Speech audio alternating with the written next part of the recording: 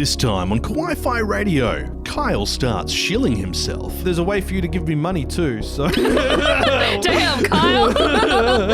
Look, Daddy gotta pay the bills. We decide KamiKatsu is bad on purpose. It is actually a real video of a combine harvester. They put the characters' heads on the humans in it, but then they art brush style over it, and they always go viral. And we finally talk about Chainsaw Man. Power is an amazing character. Power could do something if she wanted to, but she doesn't want to. Oh god, she's Tom Bombadil. Ava launch!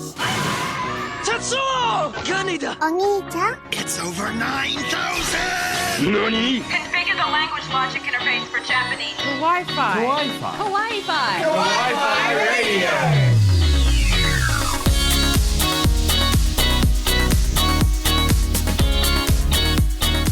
Konnichiwa and welcome. You're tuned into Kawaii-Fi Radio, the podcast we dive into the world of anime and manga. I'm Kyle, and with me are my co-hosts. I've got Tifa, I've got Kenny. Guten Tag. It's been a while. It has.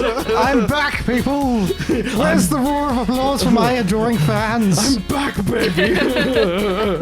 Daddy's home from work. No, you need to say that more like Tim Curry. Daddy's home from work. That's exactly where I was going. The smashing Thornberrys. One of his best roles, I have to say. Well, Thornberrys, but smashing. Yeah. Okay, anyway. Yeah. Smashing, What a way and to I know start. it. Okay, smashing. Yes, the three of us last all saw each other together at Hoshicon. So, Oh, jeez. yeah, it's been a month. Oh, Oh, jeez. that was a while ago. Yeah. But I mean, that's just the way of life sometimes. It's been a crazy couple of months. Well, I mean, yeah. you've been traveling the world fighting ninjas in Japan, and I've been watching sunrises just in case. Just in case. You don't mean Sunrise, the early morning TV show that recently had its long-running presenter leave? Yes. forgot. All part of the plan. Dun, dun, dun. I've Anyway, been working early shifts for the last long. Like, because all three of us work in the news cycle, and there's been some major changes in the local politics here. All three of us have just. I think that's probably like we've hardly talked about anime in the chat. It has been about the local politics. Oh my god. It's like What is happening? Who's resigned? Who's coming in? Who's taking over? Oh Koshi. my god! Koshi is the new premier. Koshi's the new premier. And Mark is heading over to Sydney to For become the those new presenter. outside of Western Australia, I'm sorry. Yeah. Anyway, just imagine your mayor resigned because he'd had enough, and after COVID, do not blame him. Anyway, this episode we were going to talk about Digimon, but alas, Aaron is off in the digital world, and by that I mean he's actually gone to a medieval fair down south. So, The man got isekai. he got isekai, like legit. So He we're gonna got hold kicked off. by Truckamon. No, he just got picked up by Ford Camry-san and taken down there. No, I know it's Toyota.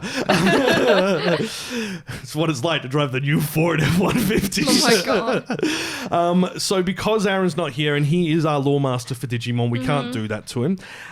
So we were discussing what we could touch on. We also do have quite a list now of shows that we actually do want to cover. So I think we might be set for the rest of the year. Yeah. But That's a change. yeah. Well, we used to do this, and then I started building a house and ruined everything. This episode, we're talking about Chainsaw Man. Yay. And we're gonna talk about both the manga and the anime, but we are going to avoid spoilers, so you can listen if you haven't watched.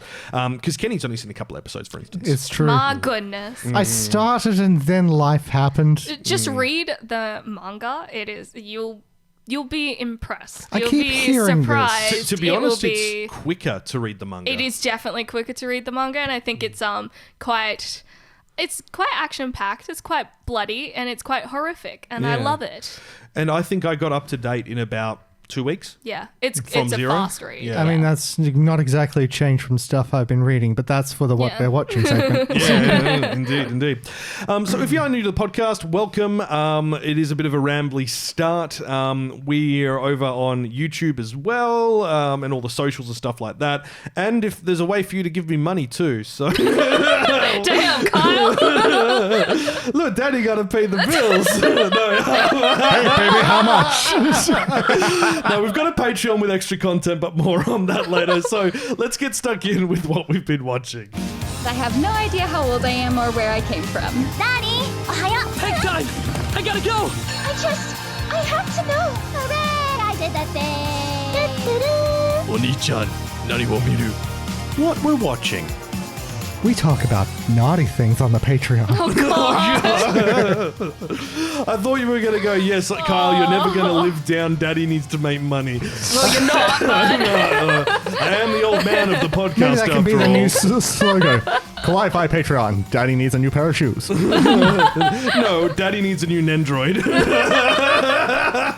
I want the Witcher Nendroids. Oh, there's so many Yeah. good Nendroids coming out as well. Alrighty, let's get started with Insomniac's After School. This is kind of like a both me and Kenny one, and I think it needs mentioning because, this...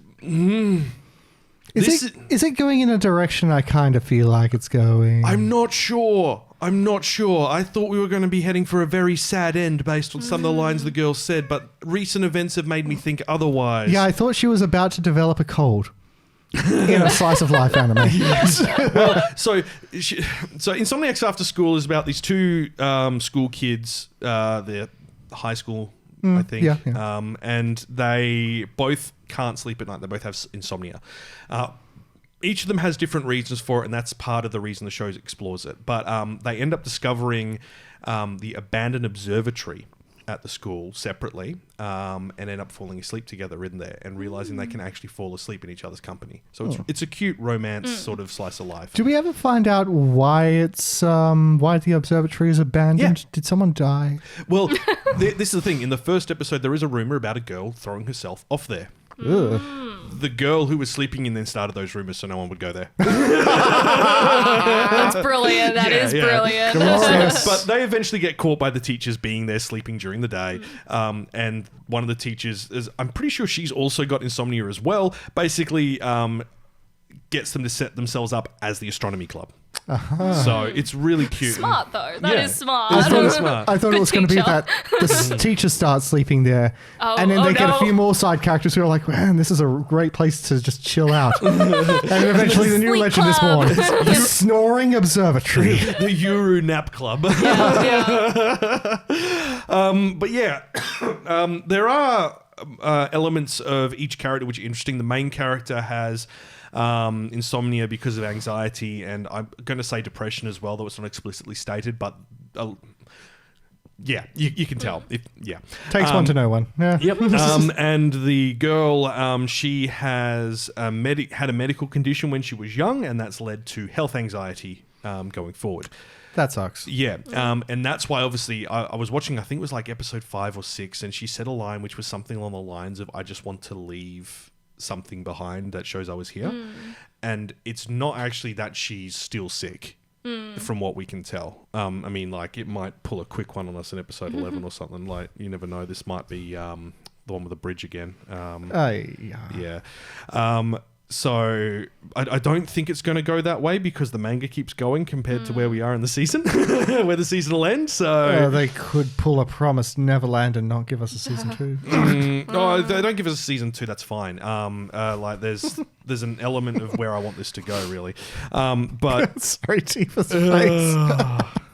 actually, no, I don't think there's a manga. I think it was a novel.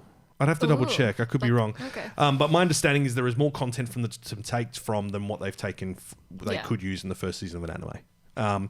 But they also then end up bringing in one of the old astronomy club alumni, who was the last person in the club when all of the seniors left, and then the club was disbanded. Now she's graduated and has got her own job, but she's serving as their advisor. And yeah, it's really nice. It starts it's like a lot of these sort of, loner type characters meet a girl and, become friends with their friends, and their friendship circle grows and they become warmer. So there's a lot of that sort of like familiar tropes, but it's really well handled and it's incredibly beautifully animated. Lighting in particular is just wow. And I feel like, especially like from a Western standpoint, when you watch like Japanese anime that are the school based, you kind of go, yeah, that's a bit unrealistic for what our experiences was. This, for some reason, feels more closer to school life that we experienced here in the West.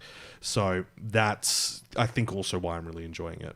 And my God, the characters are just so darn cute. I can't remember who's animating it, but this is like Kyoto Animation level of quality. Yeah. So highly recommend.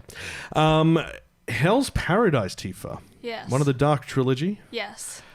Why are you thinking about dropping it? Well, so I did start reading the manga a while ago, and I love, like, one of the main things about the manga that makes it so special is the art style. Everything is so horrifically beautiful. So any, like, aspect of it just feels, you know, it's kind of like that, like, Berserk or, like, Elden Ring and stuff, where some of the things that are quite horrifying beautiful in their own way. Yeah. And you kind of, like, really treasure the art of that as well.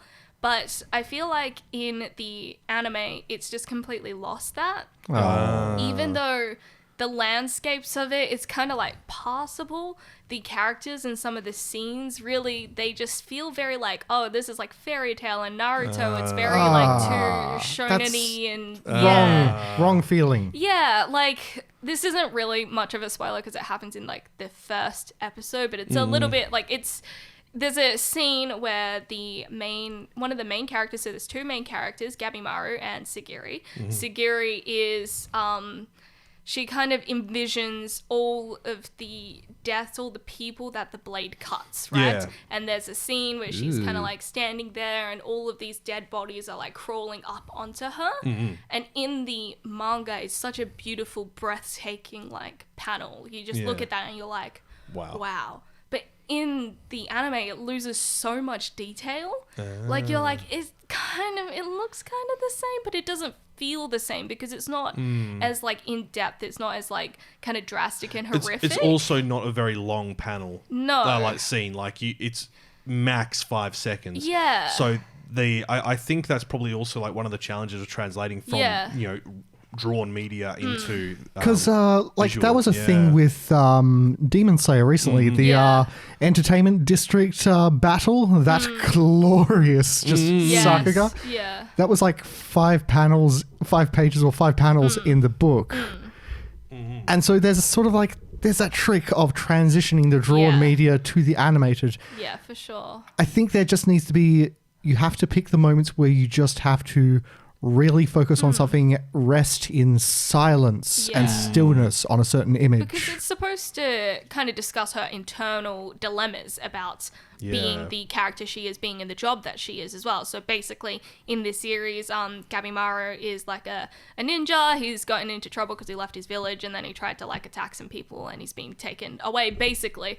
But he's supposed to be, he's supposed to be indestructible. And she is one of the people that's supposed to behead him, basically. So sentence him to death, but instead they end up sending them to an island to try and find the elixir of life, and if they find it, then they can live and they don't, they're pardoned, basically. And so she goes on this journey with him as she's like kind of his jailer. Yeah. And that's like a really big part of her story, is that one scene explains her internal dilemma, and then it just didn't come across the same. And you're watching and you're like, okay, like I'll keep going and see what it's kind of like. But even Gabimaru, there are only certain scenes with him in it where he feels as disheveled as he is in the manga. For the most part, he just looks like a 12-year-old kid, even though he's not a 12-year-old kid. That's what he looks like. And he just looks like this little Naruto-looking kid that's just a little ninja. Like, he doesn't feel like, even though, yes, he is a short character, he is a man of experience, he has a wife, he has lived a life. Like, he is, you know, and yes, his appearance is supposed to be deceiving, but he still looks a little bit, like, dark and a little bit like, you know, bags under his eyes and things like that. I'm sort of imagining it because you compare it to Elden Ring. It's like, you cannot imagine the horrors I've seen. Yeah. Believe it. The crack kid, the cracked out wall kid. But I mean, you are right. Like, I mean, I have seen some of these panels now. Admittedly, I haven't read the manga, but I did notice that some scenes in particular, especially when it's to do with what's her name's in a monologue, Siguri, that they feel like they're said, and then we go back to the shiny, polished animation, and it feels like it's a real. It takes the edge off it. It really does. Like, it's beautiful. Don't get me wrong, and like, I do like the character designs, but I feel like they're not grungy enough. Yeah, they're just missing something, and it's especially I think like Sagiri still looks nice. She is polished for the most part. It's her inner dialogue that isn't. But like Gabimaru, he kind of experiences a lot of things. Yeah. There's only a few scenes in the anime where he looks the way he looks in the manga, and when you see those scenes, you're like, damn, that's what he's supposed to look like. And then they had one of the recent episodes where they went to the bathhouse and they all got washed, and it's like they don't look any different before and after. No. It's like because everyone's shiny already. I so know. like, there's such a opportunity there to exactly. show how important a bathhouse is. yeah, exactly. But I mean, that's something I noticed. Like they constantly getting covered in blood, and those stains. Like for this type of series, the stains should remain on their clothes for an extended period of time. Which it does in the manga. Yeah? They are just like, you know, and it's just like other things like the monsters and things that are on the island. Like it's all supposed to be religion based as well, but it's supposed to be dark. So the whole story like intertwines like Buddhism and Taoism as well. And then it is quite interesting because it's Hell's Paradise. So it's supposed to be the world of heaven. They're assuming this is going to be where they find the elixir of life, but in turn it's hell. And it kind of mixes like different religions within itself, and supposed to be dark in that kind of way, but it doesn't come off that way. It just looks too polished, too shiny. I mean, I think if you haven't read the manga, going in, like I think it would be fine. I think Emma loves it. Yeah. And I think, Kenny, if you watched it, I think you'd really enjoy it. And I think then it would encourage you to read the manga, and then you go, wow, this is how it's meant to look. And I think, honestly, like that'd probably be the way I'd recommend people get into it.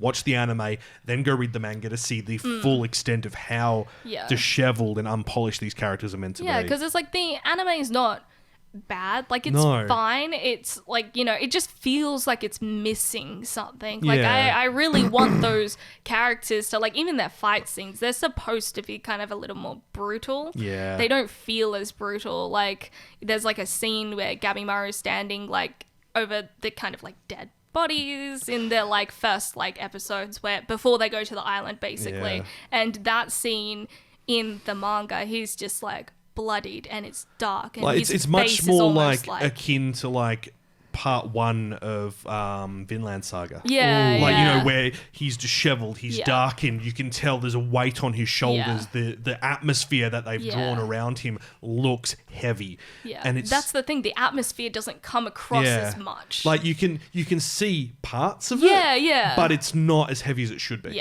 And I think that's, like, don't get me wrong, it's still fantastic. And it's just a little more kid-friendly, I think, which is not what I personally want. It takes we want it R-rated, basically, and this is M. It takes a certain kind of person to really portray that sort of atmosphere. There's a reason, like, bringing it back to, like, Elden Ring, Dark Souls and stuff, there's a reason why those ones stand out amongst all other kind of, like, the Soulsborne games. But but look, I mean, Hell's Paradise, if you haven't read the manga, I'd recommend watching it. Like I don't think it's too bad. It's just not kind of bad. It's just if you're suffers the Junji Ito thing, where it's like the art style of the manga is so specific to that sometimes it's just too hard to translate to anime. Oh, Junji Ito.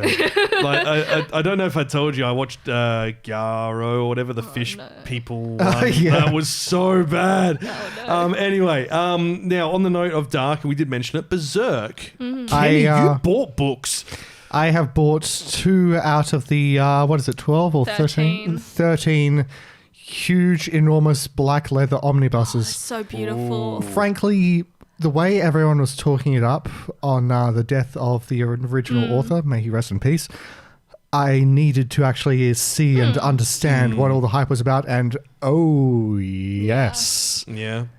I think I mentioned I got the first one on another one, but now that I'm diving deeper and deeper into the books, I am going to have to collect all of these. Wow. They are just magnificent. There's a term in filmmaking that says every frame a painting. It's like every single still needs to look like it would look amazing, framed and stuck on a wall. This manga is that. Don't tell that to people adapting anime into live action, because they do that too much and it doesn't work. And that's the thing. I've gone and taken a look at Berserk's adaptations in all their various forms. Look, I heard the original one, like the one in the 90s, was like, it's okay. It is definitely okay. It captures the sort of the fairy tale epic that this is going for.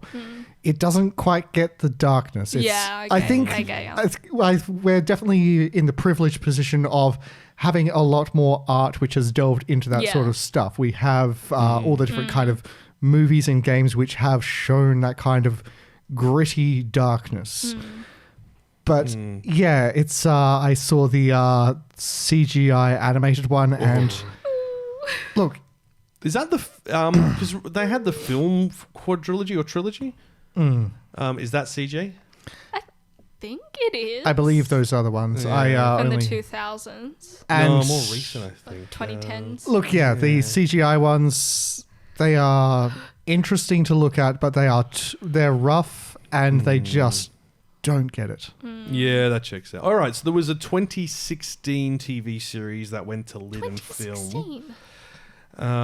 This one acts as a sequel to the Golden Age arc trilogy of films. And those are the ones which have the janky CG. You can tell from Guts' jawline there that it's it's just not good. Here's the thing though, it's like I also started playing a game on and off recently, kind of like an early thousands one called Dragon's Dogma. I have to recommend this to anyone that loves the fantasy genre. As a game, it's one of the best fantasies I've ever played. But so I'm playing it and I'm noticing a lot of like weapons, armor, and main characters. And I'm just like, hang on a tick. You're all from Berserk. What's going on here? Well, you see. I did go through and read it, and yes, the creator of the game has said that he was hugely inspired by Berserk, as many were. But it's like, one of the main sort of like characters who you do quests for is in the game, she's like this lovely dark-skinned French girl called Josephine or something like that. And it's just like, I remember that there's the character Casca. She's sort of like the head of the mercenary band that Guts joins right after he gets his arm. And I'm just like, the hell are you doing in my game? Back to your manga. Go. You're not meant to be here. Well, I think I'm going to have to jump on the train as well and read it. Oh, yeah. I mean, I've got so much in my reading list, but I mean, I'm up just to date. collecting the books is just... I was hoping you were going to say you'd jump on the train and join me on Dragon's Dogma. No, it just got a sequel announced. I just don't have the time. Yes. But on the note of like shows having good and bad versions of them, let's talk about KamiKatsu. So this is Working for God in a Godless World. Jesus. And there is a question of, is it bad on purpose or not? Because it is really good, but there's some really bad CG. No, it's fantastic. But if you're listening to Gigurk, he doesn't like anything. So like, there you go. No offense, mate. So KamiKatsu is isekai-esque. The character, his dad's part of a cult, and he's going to be the heir to the cult. And in the very beginning of the first episode, his dad and the cult lock him in a barrel, throw him off the cliff, and tell the god to save him because, that'll be his ascension. So he dies, and then he's reincarnated. And you're like, okay, human cool. sacrifice rituals. But it's much more aligned with like Konosuba and other reincarnation series. He's not reincarnated into a young child's body. He is taken directly to the future as he is. Future, past thing. Yep. Yeah, it's weird. Parallel dimension. That's probably the closest maybe, explanation, actually, for this. I'm given to understand he's traveling with the god that he was just sacrificed to. Kind of no. He, as he's dying, says he wishes to be reborn because, he's like, isekais are such a trope right now, so if I am going to die, I wish to be reborn as in a world without gods. So he gets reborn in a world without gods, including his god is not there.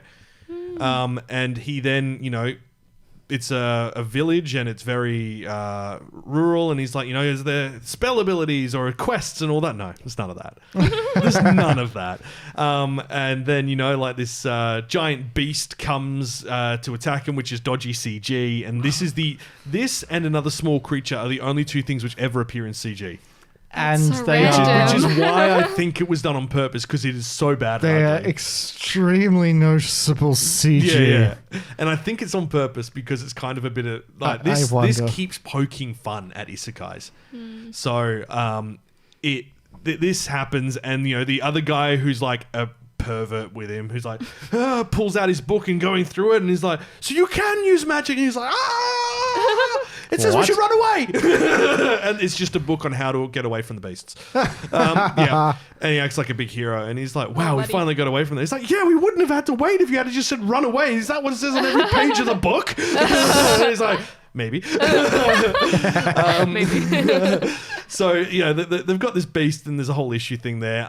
But it turns out the town he's in, they're almost like internment camps.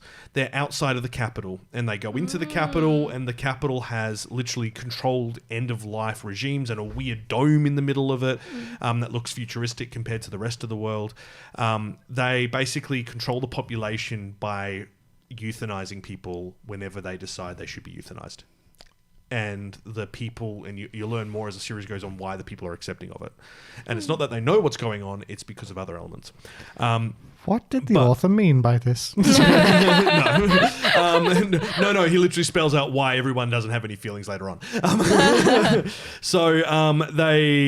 This is all going on, and then so they go there to pick up some stuff, and including some naughty books, because that's a whole other thing for the second arc, which is very lewd. What is this? Exactly. So that's a whole thing for the second arc. Shouldn't apply to elements like that. No, there's a literal reason for it. It's the weirdest world building I have ever experienced, but it's really well done. I'm scared, Kyle. I'm not going to spoil it. You're just going to have to watch it and enjoy. But they get back, they go to the village, that's this capital. They go back to the town, and then because these internment camps, they can decide whenever they want to take someone away and make them. They're in the internment camps because they refuse to participate in the end of life. Thing. And the government will just come over and take people away, literally spirit them away to knock them off. Whenever they feel like it. So 2 of the main girls from the town, the sisters, are taken over there. One of the sisters is hung. It goes real flippin' dark. Another one dies, and another one dies, and another one bites the dust. And then the god that he was sacrificed to suddenly descends from the heavens. Yeah. And literally, better late than never. Literally, like click, and makes all the guards disappear, and resurrects everyone. Did zombies? Did she isekai the guards? No, but the punchline to where those guards went is fantastic. So there's let's just say one of them is no longer a man. fair enough. So yeah, and then they go back, and then it's basically the world doesn't have gods. But God's powers directly relate to how many followers they have. So now they're trying to get his God followers. So they create a cult. But they're in a world which has no concept of a God. He's really scheming, and he's basically using the God. Because he's like, no, you're going to perform miracles for people to gain followers because you're dumb. And that's where it goes. And basically, you get where we are now. There are some other people who have cottoned on to the idea of becoming gods and are trying to raise their own religion themselves. And one of them is purely based around sex because it has been banned because this is a highly controlled world. I see. So, yeah. Wait, so is it just that these other humans can sort of ascend to godhood? Not going to explain. Okay. It is part of the core story, which is explained in episode 4 and 5. All right. There are some of these really bad scenes, like they use the god to literally jump their village forward in time by providing technology, by her literally summoning things, including a combine harvester. And that scene is they've done this. It's the only time they ever use this. Whenever a combine harvester is on the screen, it is actually a real video of a combine harvester. They put the characters' heads on the humans in it, but then they what? Art brush style over it. So this is why I feel this is done on purpose, because they use these really bad eye-catching moments in very specific ways, and they always go viral. So this is why it's like, is it bad on purpose? And I think the answer might be yes. To make people go, oh my God, it's so bad, but the story's so good. Weird and wacky. The ever-loving hell. Yeah, very konosuba in its tongue-in-cheek behavior. But I'd say this is even more mocking than Konosuba. Konosuba never went that far. No, well, this is what I'm saying. Like, it's That's kind of taken the that problem with recipe and went to the nth degree. So look, KamiKatsu, Working for God in a Godless World, watch it. Please give it the 3 episodes because you won't regret it. I'm so confused. Yeah. Look, good. And with that, we should probably talk about something that is actually good, and that is Chainsaw Man. Kawaii-Fi Radio. I think I watched that as a kid. Oh yeah, I remember that. Back Catalogue.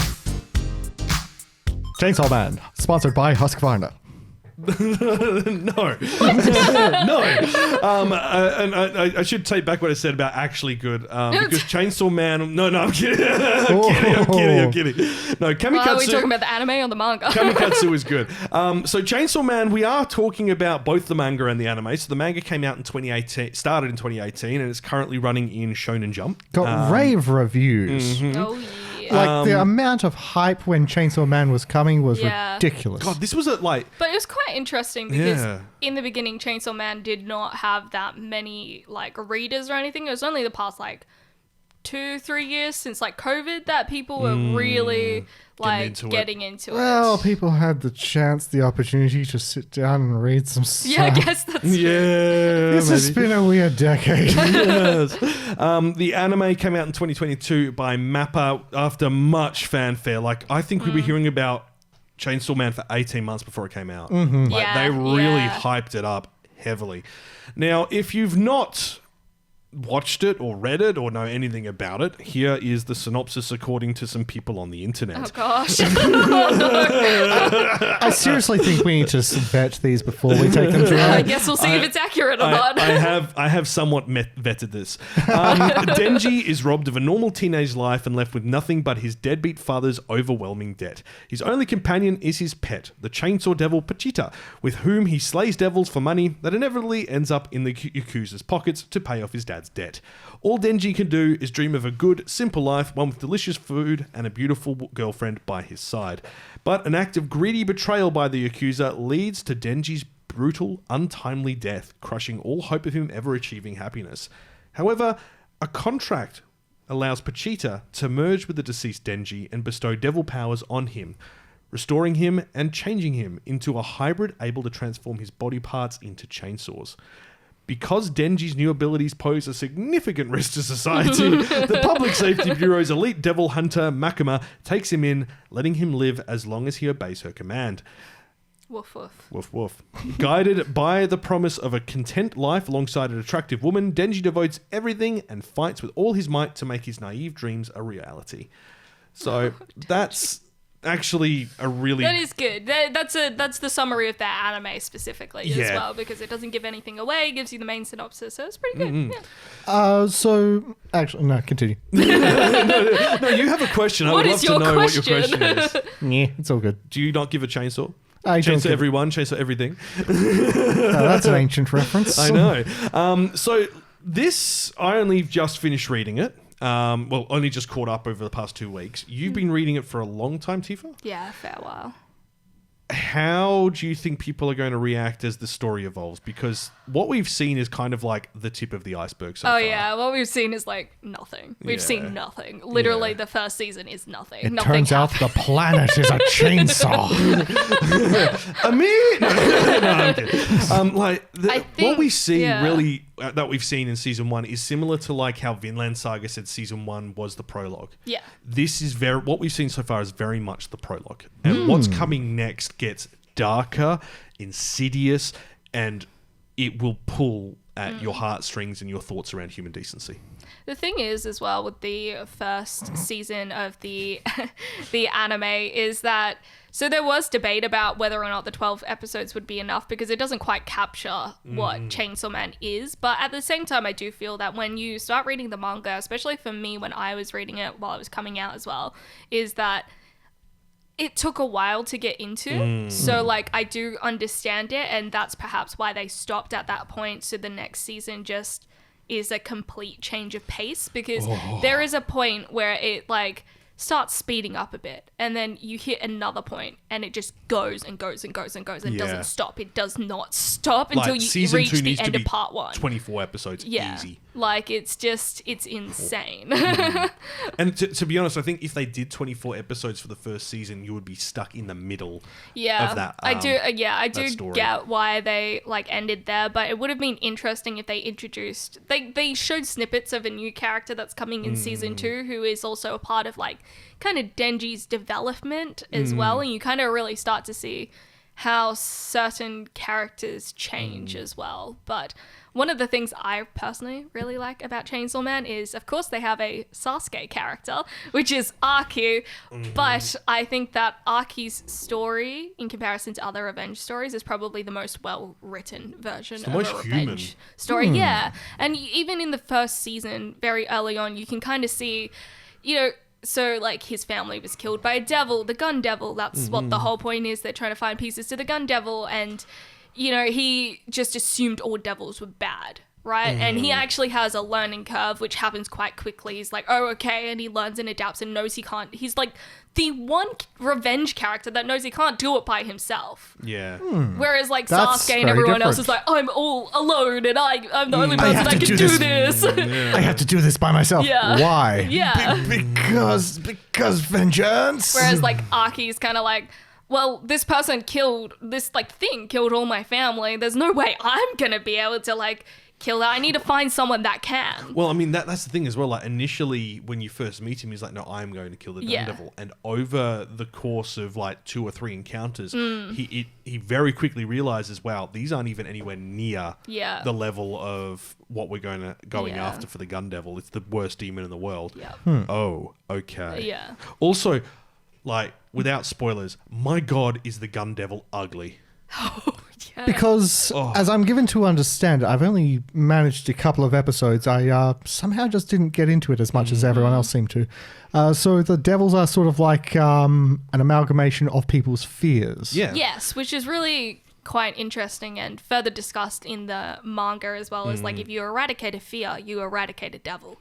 Basically, like, people, things like, I don't know, like, people are scared of Santa Claus, people are scared of blood, people are scared of, like, war and atomic bombs. Yeah. Clowns. Like, literally, Legit. like, anything that you're scared of. And they like, Makima does, like, explain it a little bit in the beginning as well. Like, that's why, like, people are scared of chainsaws, so there's a chainsaw devil. Like, it's a pretty simple way to, like, think about it. It gets more complex when you start thinking about, like, fiends that, like, people that have contracts with devils and how that works and things like that. But the main point of a devil is quite simple, and it works really well because you're like, people are scared of almost anything, you know? Yeah. And so it really makes a lot of sense that the Gun Devil should be one of the most fearsome. Yes. Because... And is a very big thing in America as well. They discuss that, which is a...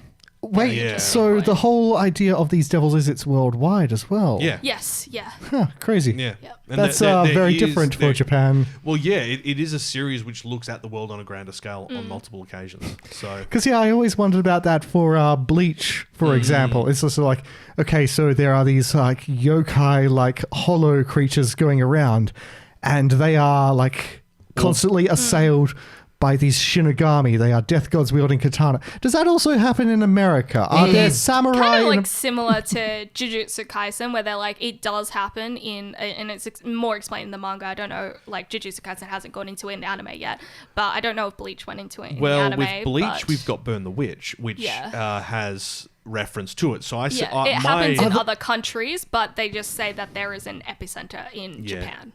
Okay. Yeah. So that's where there's, like, the most conversion of, like, all this stuff. It's the same in Jujutsu Kaisen as well. They're like, this happens in other countries. They have their own, like, you know, Institutes and all people that, like sorting it out. But Australia Japan has is the where drop it has bear the devil. most.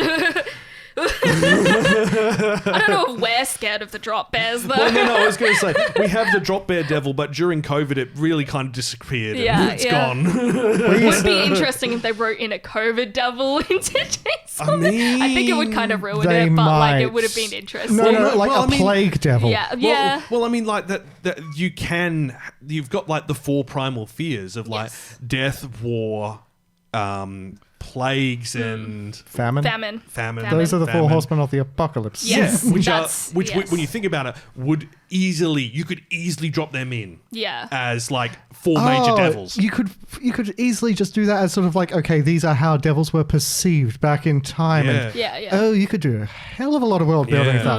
that. But I mean, Yes. the current stories where we are in Arc 2 is discussing primal fears.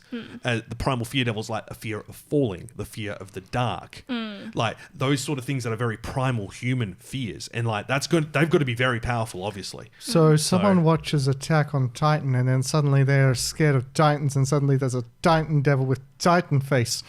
I mean, yeah. Yeah. Wicked. Yeah, like, look, if it was portrayed as something real that actually caused fear, Yeah. But I mean, it's like KamiKatsu. The more followers you have, or the more fear of it, the greater the power. Yeah. The jump scare devil. I don't know if people are really that scared of jump scares though. I don't think they're scared of jump scares. Because you know that it's a jump scare. Yeah.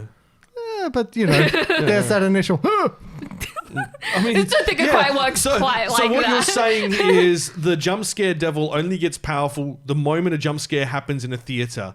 So he's So suddenly like, that's it. oh. He appears. I am reborn. Go bugger. Excuse me. Oh, Kyle. We're all dying here. Well, except for Tifa, and now you're going to die because of us. So Chainsaw Man is part of 3 manga series that different authors, all in Shonen Jump, that are part of the Dark Shonen trilogy. Now, this isn't like the big 3 or anything like that. This is 3 series which all started around the same time, have very similar dark themes, are Shonen-based series targeting that younger demographic, and have actual character death. So Oh. people Yes, yeah. die and don't come back. So it kind of signifies the change in shonen stories, which started with those 3, which allowed for shonen stories that appear in Shonen Jump to actually have people die and stay dead. Yeah. These things Instead always of, come you in know- 3, don't they? It's- Yes. I'm sure there's probably another, but these are the 3 that have done extremely well. Oh, no, like So this granted, is- but it's like, there are always other shows when, Yeah. say, Bleach was about with 3. Naruto and I'd say Piece. One Piece. Yeah. Yeah. That was like their start. But there the- were always others, but like it was But always those 3. Well, the reason those 3 are known as the big 3 is because they dominated manga sales. And it's And not internationally they were. It's nothing to do with the anime. It is only to do with the manga. That's why they got the big 3, because those were the big 3 titles out of Japan that accounted for, I think it was like something crazy like 70% of the income for international manga, which is why they got that title. But for this dark trilogy of series, dark trio, sorry, you've got Chainsaw Man, Jujutsu Kaisen, and Hell's Paradise, all 3 of which we've talked about in this episode, and which we will be doing a special episode on once Hell's Paradise finishes airing, because I Yeah. think we need 1 season of each before we talk Yeah. about all 3 of them in context with each Naturally, yeah. other. But back to Chainsaw Man, have we heard anything about part 2? No. That's the interesting part. But I also think that Well, it's season a, 2, sorry. Yeah, Yeah. I also think that's a good thing because Mappa currently has Jujutsu Kaisen, Attack on Titan, Hell's Paradise, and Can like a Attack few on Titan others. just stop? Like, I think the next part is meant to be the end, but you never think. You never know. Like, So was the last part. Having read the manga and knowing what they did for that part 1 film, the part 2 film has like if it's only 90 minutes, that's enough to cover the remaining 6 chapters Yeah. that they haven't covered. They won't. But they won't. There will be a special that'll follow up. Or It's or a they'll trilogy release, of or This they'll Is the release Last it One as an movies. actual series Yeah. again, and then add extra bits. But look, like Attack on Titan was great when it started, but now I cannot It's dragged. stand it. it's dragged, and that is purely their own fault. There are now more episodes of the final season than there are of the normal season. So What? yeah, like it's a joke. It is literally a joke. So anyway. Enough slamming at Chainsaw it, Man. Chainsaw Man. Chainsaw Man could probably defeat a Titan quite easily. I think so too. Yeah, because we see him attack Titans in the thing. Well, Titans, tall devils, whatever. So anyway, Chainsaw Man. We had this discussion when it first came out. I struggled with it initially because I found Denji fundamentally unlikable. I love Denji, but I think he is portrayed quite differently in the anime. I feel like I it agree. drags on some of the parts about him compared to the manga. And I also think that the fans of just the Chainsaw Man anime are degenerates that are not good degenerates. Well, in the manga, so like one of the things that is kind of not safe for work about Denji is that he obviously wants to get a girlfriend and he wants to do certain things with this person, but it's kind of more explained it's or more kind understated. of like like it's not even just that. It's, you know, that he grew up with a deadbeat dad, barely grew up with deadbeat dad. He died so early on, right? He offed himself, so he didn't have to pay back his debt, and then Denji had to do so. So he's been around the Yakuza the entire time, who leave out these like dirty magazines and things like that, that's where he's learned interaction and love. He's never had love in his life, and what he's looking for is love, but he does not realize what he's looking for is love. And in the manga, you see the steps towards that. Like you absolutely see, he sees these dirty magazines from the Yakuza, they live around and whatever, like, you know, being in all these like Darrow kind of places, and you know, he's like, oh yeah, I want that because they look happy in that. His whole thing is they look happy in that, and he doesn't understand what that means because he's never been educated, he's never gone to school, he doesn't even know how old he is. Like, I mean, this is the thing as well, like one of the things which I think the manga did much better than the anime is provide that context. Yeah. The anime, it felt very belabored on the idea of him being a pervert. Yeah. And it's not actually the case. It's literally someone not understanding what human intimacy or friendships or love is. And taking, as you said, the examples that he's seen around him. Obviously, the accusers didn't show him any love. And they didn't display any love around to each other. But the only thing that he saw that showed people happy and, you know, showing themselves as enjoying life was in these intimate situations. And that's what that's the only context he has for happiness, which is really sad when you think about it. Very tragic. It kind of goes obviously more in depth in the manga, and they'll probably do that more in the anime. Obviously, there are some points where it's kind of like a joke about how, like, you see the usual shonen portrayed heroes, and they're just like, oh yeah, I'm going to be a hero because of love, because of friendship, and it's kind of making fun of that a little bit in some of the things, because he's like, I'm going to do this because I want to cop a feel. I'm going to do this because I want to kiss. So it's just like, I want to see the bearbs. And literally. like, he does genuinely find out later on that, like, he's just like, oh, maybe I have to Actually like someone, like the have a person. relationship with them. Like, this doesn't feel the way I thought. I mean, you see it with Power very early on, and he's like, this doesn't feel the way that I thought this was going to feel to me, because he doesn't actually feel happy about He was their like, wow, interaction. He's like, that was that. Okay. So yeah, and it's not as lewd as it sounds. It's Interesting just, kind of character development, though. Yeah. And I think that's the thing. But the other thing as well is that, like, what we've seen is leading towards happiness, but it is going to head south. And things are going to get really awful. So if I think just coming from like a mental health perspective as well, just be wary that season 2 is going to cover some tough themes. Damn. And there may be trigger warnings required for some of those episodes because like I had to go and read something really happy afterwards. Yeah. I literally went and read Eurocamp afterwards to try and like detox because I felt like so sad. Yeah, like when you finish part 1 of Chainsaw Man, you feel like you're in a ditch. Like, you feel like everything around you is dark and nothing will ever be happy again. Yeah. Crikey. Like, it's just It's intense. so horrible. Because everything happens so fast. You're not It's so selling it to me. intense. No, like, That's the best part. What are you talking about?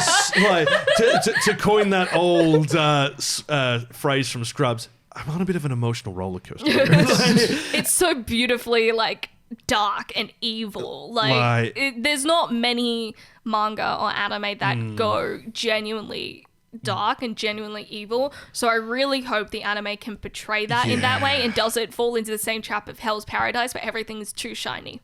Because it's genuinely like you think about the worst thing that could happen to Denji. It's worse. It's worse. I can imagine quite a bit. Yeah. Like, it just gets worse and worse and worse, and you just feel for Denji at the end. You want something happy to happen to him. Like, you're just like, just be a normal kid. At the end, you're just like... And also a character literally destroys his identity, like by revealing things that he has blocked out to him. So like there's a lot of heavy stuff in there.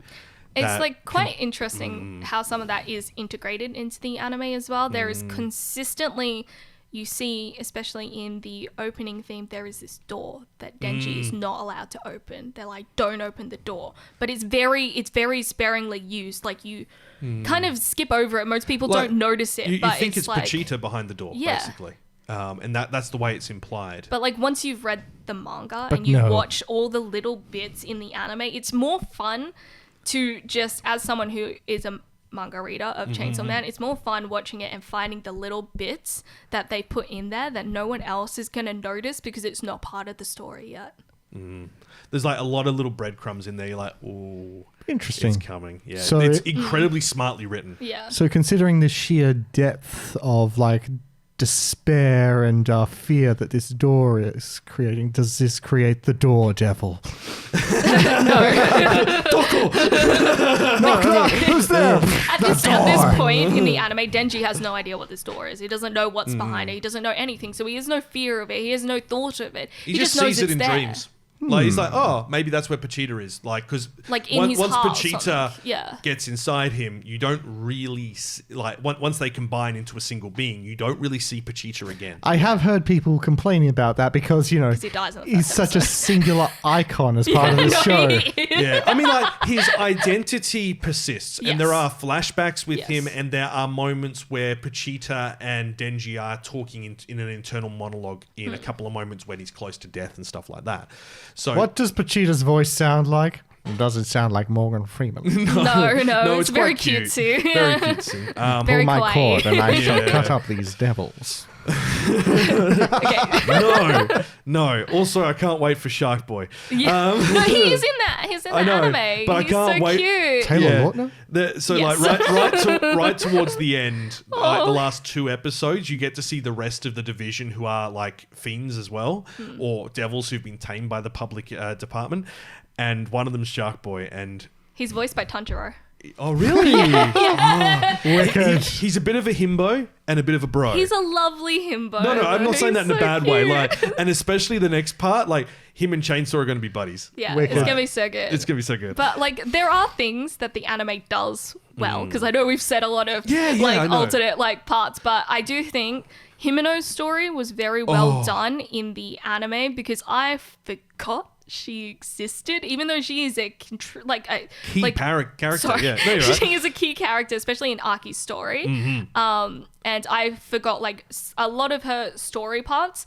They went into it quite well in the anime, and they made you really feel for her as well. You're like, oh, okay, I really understand, you know, her character and what she's like, and her kind of interactions with Aki, her interactions with Denji, and her interactions later on. Like, all of that was done really well in the anime. They did a very good focus on her, which I don't think the manga had. No, the manga kind of like, because She was there. basically you meet a load of people and then a major event happens, and not a lot of people survive from it. Yeah. Like, characters die properly, brutally, Very early on. very early on. I've heard a lot about this, yeah. And Is this the bit in the a lot- hallway? No, No. it's not that. So this all happens, and then like people leave the service, people disappear and go into hiding. Yeah, they're people like, are I don't dead, wanna like, do this they're- anymore. Yeah. So like a lot of characters who were introduced during this period, you don't then meet again, for obvious reasons. And then you've got other characters who somehow manage to stick around, and then, you know, like Kabeni. Yeah. Like, I actually did like Kabeni in the anime, even though a lot of people have a lot of problems with her in the anime because they actually hear her voice. Like, she's Yeah. actually saying these things. So she's kind of like a very awkward, anxious, oh my god, I'm doing this because my family made me do this to get money to pay for my siblings to go to college, but I don't want to do this because I don't want to die. Yeah. You know, Yeah. and that's Wow. what she's like. She's like anxious all the time Yeah. about this. And hearing that is very different from reading Reading it, that. yeah. So I think a lot of people didn't quite realize she would be like that, but I thought they did a really good job. I think of they did. it. Like, Yeah. I mean, when I was watching it, you remember I was highly critical of her, and having read the manga now, I can see the very big Yeah. divide between Yeah. it, because reading it is a lot easier. Yes. And like, especially like the last time we saw her in the manga, like that scene there. I can't imagine how heartbreaking that's going to be when it's animated for how she sounds. So, though, like... I know she, like, everyone's like, oh, she's a bit annoying. Like, yeah, she is kind of meant to be a bit annoying because she's supposed to be there. Like, you're supposed to know that she's being, like... Her feelings are real. You understand also, why. Like, it's like... You like, everyone's like, oh, I'd be so good in that role. No, man, you'll be Kibeni. you'll be Kibeni. Like, 90% of us would be Kibeni going, how the heck am Alternatively, I she does have some skills. She does. Mad skills. Also, like, just based on that, those people had it coming in that last scene. Oh my gosh. Yes. In the manga, it's, last time we saw Kibeni, let's just say it was in a family restaurant. And Kibeni deserves the world. She does. For everything she's been through. She deserves to get an ultra rare gacha pull. That's what she deserves. Like she's actually a really well written character, and like all the characters, they all evolve and change and grow, and that's rare to see in a shonen manga. A lot of characters do not grow, and that's also what I think puts Chainsaw Man, JJK, Demon Slayer as well, and Hell's Paradise in a different sort of field from what we've seen before in shonen, because they actually show continual character growth. They don't get to a point and then stop for 100 chapters like we see with like One Piece, Naruto, and so on. They continually grow and change. The story is faster paced and it has a destination. And I think that's really what makes these three in the Dark Trio stand out, and what makes Demon Slayer stand out, because it sets them apart from so much else. So yeah, I think we've kind of gushed enough. It's good. The manga is good. Hopefully the anime continues to be good. I do think the voice actors are very good as well, so hopefully they'll be able to portray the characters. Offhandedly, I was looking for fan art of Denji sitting on Naruto's swing. I couldn't find it. I feel like they're very different characters, even though fundamentally you'd think they're the same. But they're kind of not. I mean... They both have beasts inside them. They're both blonde children. They're both a little annoying sometimes. They've both been alone for most of their childhood. They both don't have parents. Hence why I was looking for the swing. But they're just completely different people. That, like, I think, like... You can compare Aki and Sasuke, but I don't think you can compare Power and Sakura.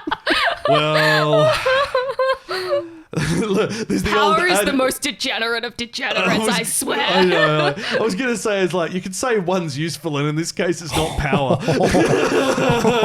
I would not say that Power is useful for the most part. I'm not going to lie. Like, she's pretty useless. Sakura is a lot more useful. You just made a lot of people very happy and very angry. Power is an amazing character. Power could do something if she wanted to, but she doesn't want to. Oh god, she's Tom Bombadil. Never mind, that's a weird reference. That's a brilliant Lord of the Rings reference. Yeah, like Power, like every character in there serves a purpose, and except Power. No, she does serve a purpose. She just doesn't do anything. This is the thing. Like, everyone compares Shonen to the original. Like, there are the three main characters, and there's that trio of characters, two boys and a girl, and it's a very traditional shonen trope, because then there's, ooh, who will the girl end up with? Ooh, will the boys fight each other? Will it be a love triangle? You know, there is always that element in early shonen, and that has changed. Hang a sec, remind me, because I watched a couple of episodes, but I have very much forgotten what went on. So, Denji has the chainsaw devil, because people are afraid of chainsaws, and Power has the what devil? She is the blood devil. Oh, okay. I thought because she was the power devil that she was just the devil of bosses. Well, that's why we put that on our quiz at Hoshicon. We put up, what devil is Power? The power devil. And a lot of people clicked it. Yeah, she's the blood devil. Just afraid of power. So she can make blood weapons. Do you remember that? Beyond the Boundary. Yeah, like Beyond the Boundary. Yeah, that's you see that a lot in different anime and a lot of media. I think there was a Mortal Kombat character. No, so like I think the way to look at it is like, because we see like character trios. Like, you look at Jujutsu Kaisen, and once again it's the two boys and the girl. but it's a different dynamic. It's a very different dynamic. I really love the new dynamics that we're seeing. That I think they purposefully choose to do those trios now in order to critique the old previous trios as well. Because even in Chainsaw Man, there is no love triangle between those three. They do not care. So they have to all live together. And the Aki's house is just the Aki's mother. house. And Aki would love nothing more than to kick both of them out because they're absolute messes. Yeah. So he starts off having to get basically Denji house trained. Yeah. And then Power comes in and she's a degenerate and Yeah. has absolutely no cleanliness She skills. will not eat her vegetables. She will not shower. She will not flush the toilet. She will not. It's She's hilarious. a devil. She is a literal devil. And it is like you see how these characters start to grow and get used to living in each other's space and like evolving and becoming able to actually They grow just kind of and- become a family more than anything else. And it's really nice. And So yeah. Jujutsu Kaisen kind of follows the same thing. There is no love triangle there. I don't think Itadori even knows what love is like in that kind of way. I think he's pretty like, I'm just gonna do this because this is more important than our love triangle. He's just like, chaos. Yeah. Yeah. And there are just too many other things going on for there to possibly be a love triangle. Like in both of these animes It's like, and should I mangas, have it's feelings for just- her? No, now's not the time. There never will be time. She's a sister to me, and that's it. Yeah. And that's not bad. Like, it's nice to see those platonic relationships. Yeah, I really love Denji and Power's platonic relationship Yeah. in the manga as well, and I really love that they went down that route because the way that it started, because Denji is a degenerate, because he's trying to look for that kind of love, and then he realizes, it's not that here. That's not what we have here. We are like siblings. We're going through these things together. It's like And by the sounds of what you've told me, it's like both JJK and Chainsaw Man have that sort of like dude bro like platonic relationship coming. Yeah. And I like that. Stuff like that should be celebrated more as well. I think it's also like there is already a genre for romance, and that's romance. We have bucket loads of it, and it's addressed in all sorts of different ways. I don't think shonen anime nowadays needs to be focusing on shoehorning in a romance where it's not required. It's like even though Denji has a crush on Yeah. Makima, for example, which because really nice mummy lady came and saved me. Gave me food. Give me food. Gave me house. I love Gave her. me job. Gave me money. Yeah, But basically. he doesn't understand what that kind of like interaction is and whether he does or doesn't as well. And it's not meant to be a romance. It's just meant to be a crush. And the other interesting thing as well is that he questions whether he has actually lost his ability to feel after dying. And that's part of the story as well, evolving and going, I didn't feel anything for that. And I'm not talking about like a romantic interaction. I mean like someone's died and he's like, I didn't feel anything. And he's like, am I broken? And it starts looking into these elements and, There's so many little things to... you got trauma, bro. Let's be honest here. You got serious trauma. For a shonen manga, not to disparage shonen manga, but deep. And this is why we're saying like these new generation of darker shonen, like it's heading to places that weren't discussed and that Japan in particular was not comfortable discussing. Yeah. Mental health was very taboo in Japan until very recent. So, this is really showing, I feel, shonen manga coming out to the world as something more inclusive and more aware of the world it's in now. Yeah. Because we know Japan can be very insular, and we are aware that Japan is starting to realize it can't be if it wants to survive. Yeah. As far as like from a media and societal point of view. I mean, that's been Japan's entire history, though, if you think about it. Yeah, exactly. And that's why, this tradition of staying to themselves runs deep. And that's why it's interesting to see that manga and anime are the areas where these changes are starting to occur. So, because they're incredibly exposed to the Western world now. So, yeah. Unfortunate sometimes. Look, maybe. But for now, we've got great shonen coming out, and I'm okay with that. Yeah. Anyway, if you want to watch Crunchyroll... want to watch Chainsaw Man, it's on Crunchyroll. So, worldwide. If you want to watch Crunchyroll, go to a Chainsaw Man near you. Yes. All right. So, we've kind of touched on some controversy, but let's get some more. Kawaii-Fi Radio. Tonight on Anime Communique. Great story, compelling and rich. Nothing brings ratings up like a little controversy. Oh, I've got some controversy for you. What happened on Twitter today? Oh, well. Well, I've got some water for you. No.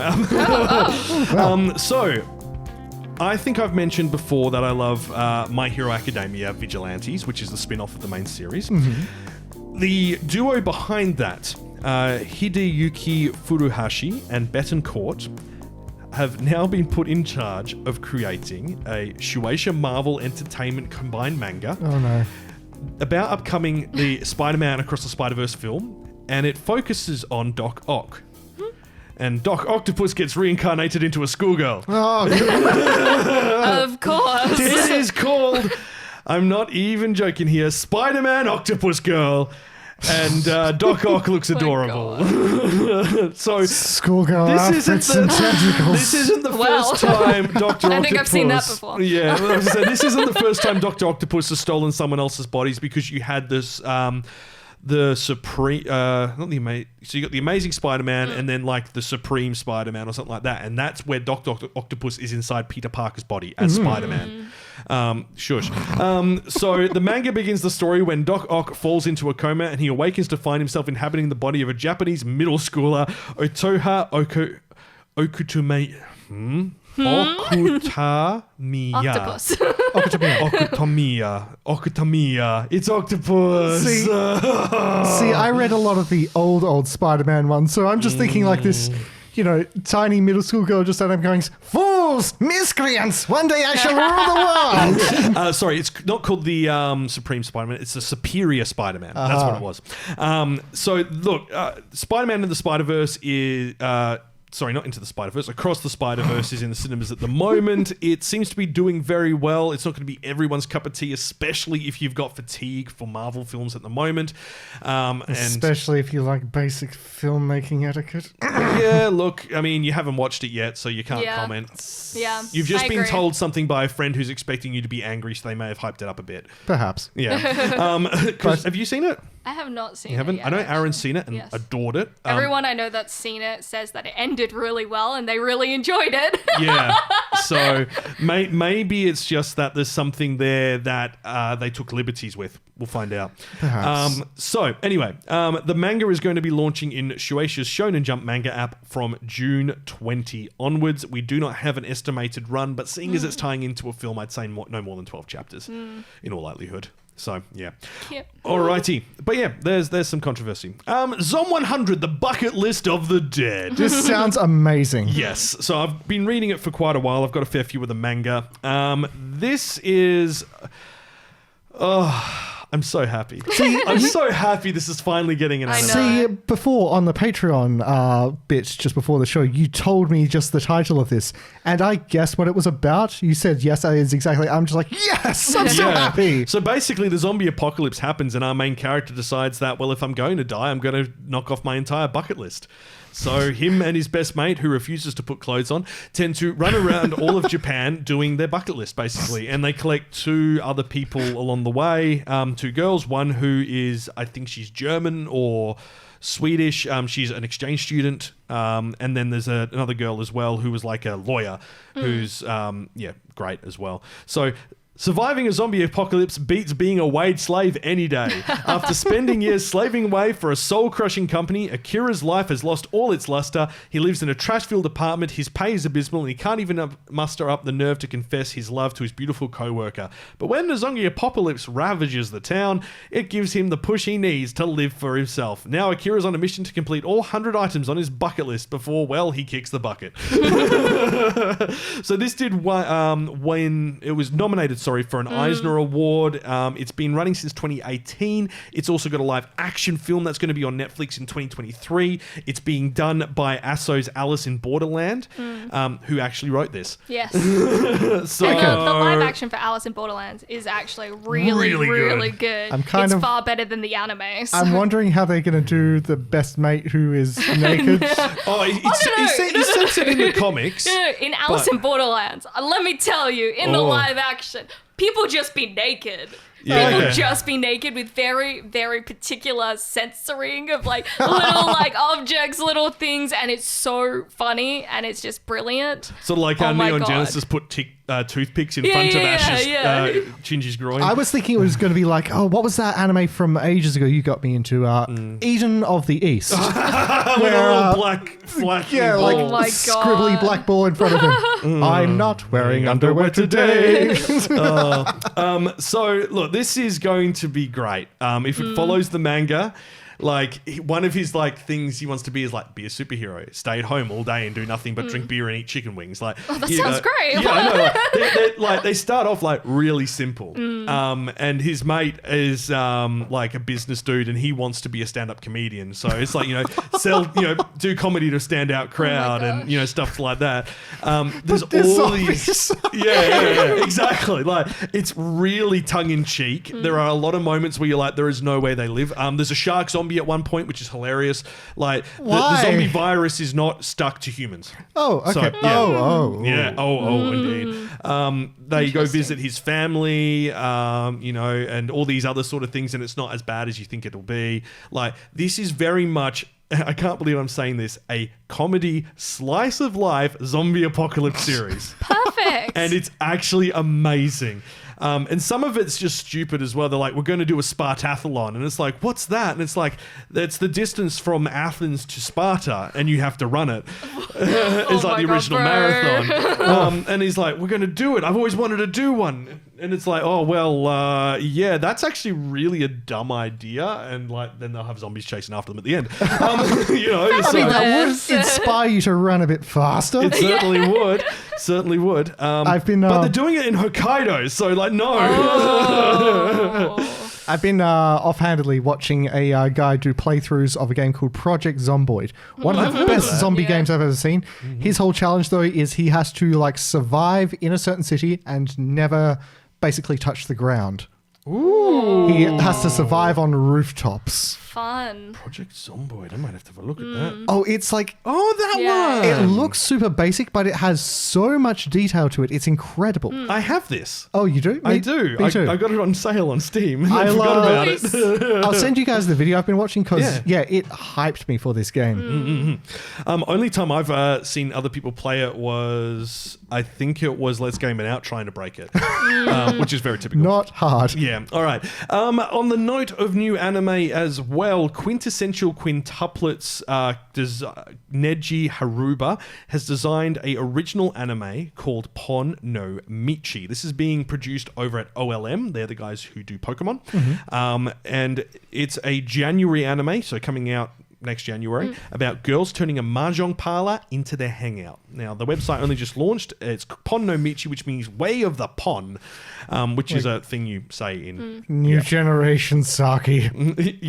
Anime's main cast look very much like they could have been drawn by someone who previously worked at Kyoto Animation. Like, very beautiful big eyes. There's a little mahjong spirit character called Chonbo, and it's set in Hiroshima Prefecture's Onomichi City, where a high school student, Nashiko Jipensha, was kicked out of her house and without a place to play with her friends. She learns the mahjong parlor that her father used to run is now vacant. So she fixtures the parlor and turns it into a place where she and her friends can have fun, cook, have tea, and sometimes play mahjong. Cute. So it sounds really sweet. The guy who did the character designs for, as I said, Neji from Quintessential Quintuplets is drafting the character designs for this, but he's not involved in writing the story directly. The person who is writing the story is Tatsuma Minamikawa, the person who wrote Fire Force and Fairy Tail Dragon Cry. They're directing and writing the anime script.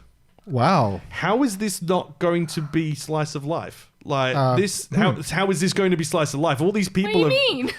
Like Fire Force and Fairy Tail Dragon Cry are not slow. Dragon Cry's alright. It's going to be very energetic. And it definitely will be. Kenji Ota, who does key animation for Pokemon XY, is adapting the designs for animation as well. There's a lot of other well-known people on it. They get powers when they're playing Mahjong. Oh god, it's Saki. Yu-Gi-Oh again. Oh god, did you ever watch Saki? No, I have heard of it. it. It's lesbians playing Mahjong. Yeah, in the spirit of Pride Month. There's a lot of interesting names attached to this. The sound production is being done by Groot Bit Groove Promotion, who've done a lot of sound production for shows which have good soundtracks but are not musical, if that makes sense. There's Super Love. I don't know who they are doing music production, and then there's a lot of other people listed on music. Super Love. I've heard of them. Why do I know them? They do sound familiar. They do. Super Love. Science Fell in Love, So I Tried to Prove It. Oh. And Battle Athletes Victory Restart. That's the one with the girls running on the giant wheel thing from like the 80s. That's sure. Yeah. Oh no, this is the 2021 reboot of it. Wait, there was a reboot. Apparently why was there a reboot of that? I don't know. Okay. But yeah, that's definitely the same girl from the 80s one. That they did the whole "I'm living in a box." I'm living in a cardboard box. We get too much of our references from AMV Hell. We really that's do. Not a bad thing. We really do. So yeah, that's scheduled for January at this stage. Now on to delays. Most of these will have come to pass by the time this episode goes out. But Oshinoko episode 8 was delayed to June 7, and Hell's Paradise episode 8 to June 3rd. So just things that I'm watching. Yeah. You're being targeted. Neither production has explained why. I have a feeling on Oshinoko, but I have a feeling on Oshinoko too. Not sure about Hell's Paradise. Oshinoko's a lot of the side characters, other than the main two, are based on real people, and which is something that I found out and started exploring as well. So there are very real stories that this uses, and considering the content that it discusses and some of the things, you would be surprised that they're real, but they are real. And obviously, if someone has come to find that about themselves, especially since a person died, and one of those stories is about that, obviously, I feel like because the mother of that person said that no harm, like no change, anything like that, they're just like, just don't watch it. Like, if you're a fan of this person, like, don't watch this anime episode, but she's not like obviously pursuing like suing them or anything like that. She was quite in favour of it because a lot of this is the thing about Oshinoko. A lot of the stuff is discussing in the entertainment industry in Japan is taboo to talk about it outside of Japan's industry, and it's because everyone wants to think like shows like Terrace House or all that are all good and wholesome when they're not. Yeah, there are other things happening behind the scenes, just like there are with Western reality shows. Yeah. So basically, Japan does the same thing, but it's to be brought across in a more wholesome way. Yeah. And it's not as bad as what we see here, but because of Japan as a society and how they bully people online. And how they had no laws before a major incident actually happened where someone died because of it. Someone took their own life. They had no laws before that. And it's actually a really big historical change in Japan. So, of course, it was discussed within an anime that talks about the entertainment industry. And although the mother isn't like, suing them or doing anything like saying that they should not do that, I think they are purposely taking a break just to let the air breathe between also, the episodes. like, the issue was, and they wouldn't have had really control over this, is that this episode aired the same week that was the anniversary of this girl's death. Oh, crikey. Yeah. So, or at least close enough to it. Yeah. So I think it's fair that they went, okay, we're going to take a break. And this episode 6.5, or 7.5, whatever it is that they've put out, has interviews with the cast and crew as part of it. So I think that's quite interesting. Whoa. So, yeah. Definitely worth a look, actually. Hell's Paradise. I got nothing. I have no idea why that's on break. But yeah. Now we have got confirmation of a few dates for returning anime for next season. So Horimiya's sequel, The Missing Pieces, is the official title for English now, is airing on July 1. Bungo Stray Dogs' 5th season is going to land on July 12th. Bleach 1000 Year Blood War Part 2, July 8th. For West, and Jobless Reincarnation's 2nd season is going to land on July 2nd. So we've got a lot to look forward to next season if you're looking for returning stuff, and there's also a lot of new stuff coming, including reincarnated as a vending machine in the dungeon. Jesus, I have... It's July the 5th, it's debuting. Oh like, you seem really excited for this one, but look at those big, cute eyes on the vending machine. I hate it. Yes. I cannot Embrace like it. I think isekai as a genre is just... Please give it a rest. The main character's name is Boxo. His name's Hakon. It's not Boxu. No, Boxor, according to this. My name's Coconuts. Coconuts. We are sent to words. But yeah, look, Reborn as a vending machine, hype, anime of the year. Hype is real. I'm just no. It's not Whatever going to you be. say, Kyle. It's not going to be, but it's going to be good fun. That's all I can say for sure.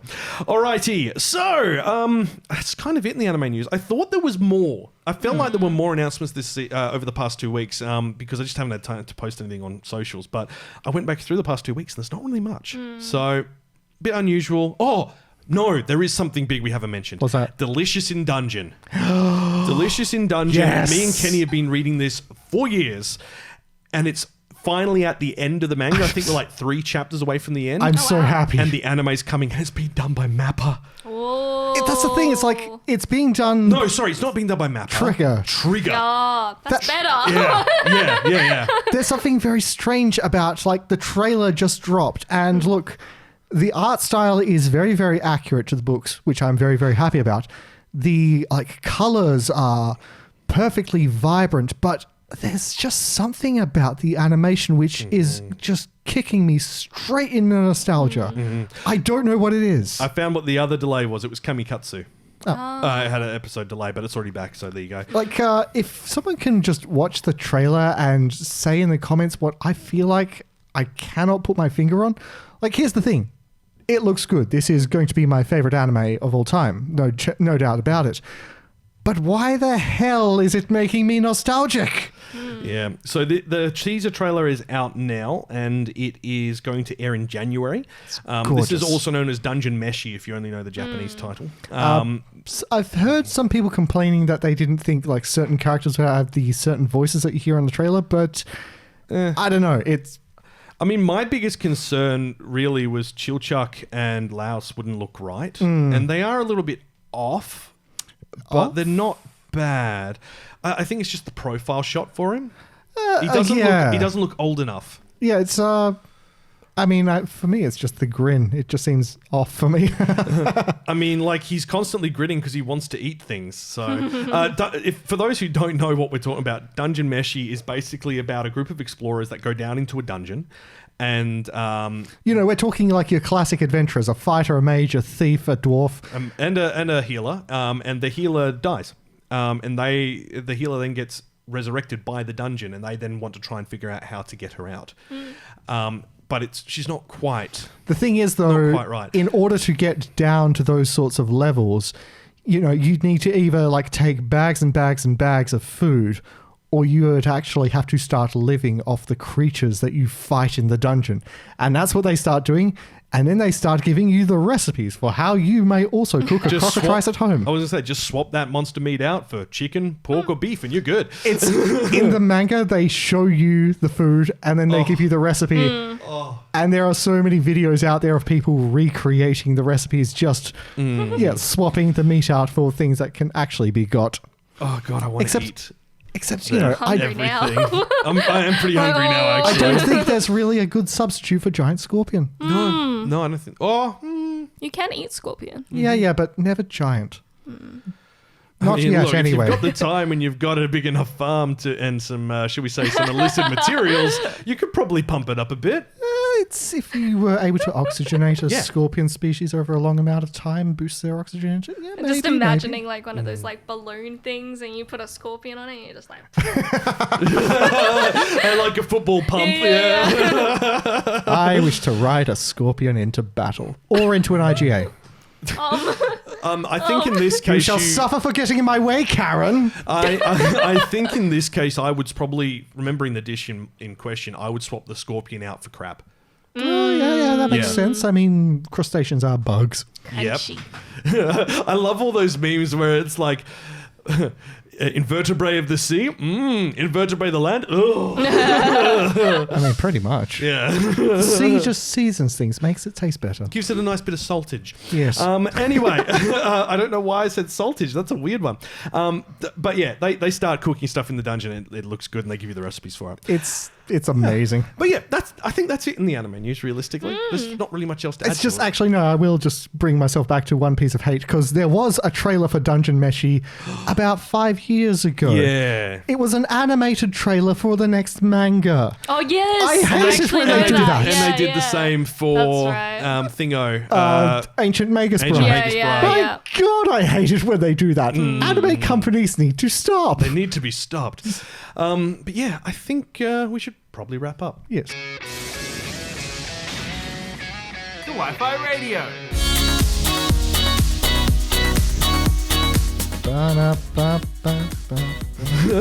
I missed you. That is where we're going to leave things for this episode. Thank you so much for listening, for doing things, for dungeon meshing. Next time, it's a toss-up. It could be Digimon, or it could be Card Captors. We were going to talk about Digimon, but our Lore Master's not here. And then we were going to talk about Card Captors, but our other Lore Master's not here. Card Captormon. The crossover we never knew we needed. Each of them deserve their own episode, so we will get them. Now, I will preface the upcoming episodes by saying I apparently get the keys to the house at the end of this month, so there may potentially be a delay on one of our episodes coming out. If that is the case, we'll put it up on socials and over on Discord and all that, so you're aware of it. Or we might just do we could just do a Kawaii-Fi extra in my car. We'll go my God, yes! go watch a movie, then go sit in the car and talk about it afterwards. I can do that. Carpool Kawaii-Fi. Now, if you have enjoyed what you've heard, we'd love for you to hit the subscribe button. Join us for future episodes. If you are on YouTube, likes, subscribes, Argue shares, with us in the comments. Let me know that I'm wrong. I'm wrong. not. I don't know what you're wrong about, but you're wrong. And we've also got some monthly anime-focused videos on there that we were putting out. We will go back to doing them once the new studio is set out properly. It's just been that there is not the space here, and I haven't had the time with dealing with builders and contractors. So, now if you would like to support the channel and give us some money, we have a Patreon. Now, I am jokingly saying that. Now, first things first, if you are struggling, because we know it is very tough financially at the moment, do not give us your money. Please. All the content is available in a back catalogue format, so if later on down the track you want to, do it then, and you can listen to, I think it's about 3 years now worth of pre-show, which is crazy. We just talk random crap. Yeah, the pre-show is what we record while we're setting everything up and finalizing the show details every episode. It's not rated for kids. It is not for kids. Fair.